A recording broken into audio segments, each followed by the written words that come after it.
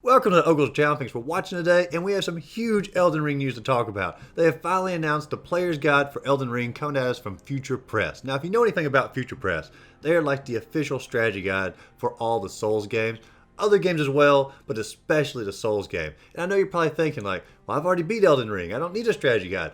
Trust me, you want the strategy guide. These guides are not really so much guides as just like amazing coffee table books with amazing artwork, wonderful map systems, so many detailed descriptions of your NPCs and your items.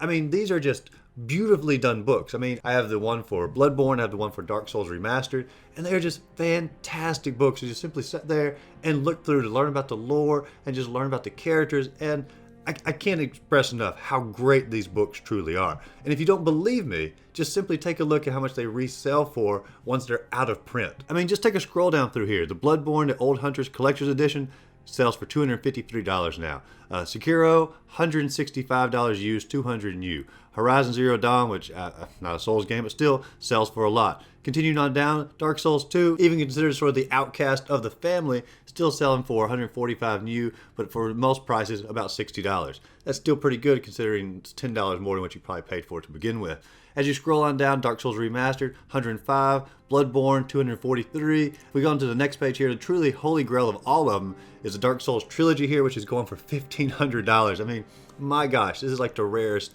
of all of them. Now, I'm not saying these Elden Ring books are going to automatically increase in value like, 3 or 4 times their value or like 10 times their value or whatnot, but I am saying they will increase in value many times over once they're out of print, and Future Press never keeps the Souls guides in print for very long. Now, I'm not saying you need to buy these guides just for the pure money investment because they'll be worth more money later on.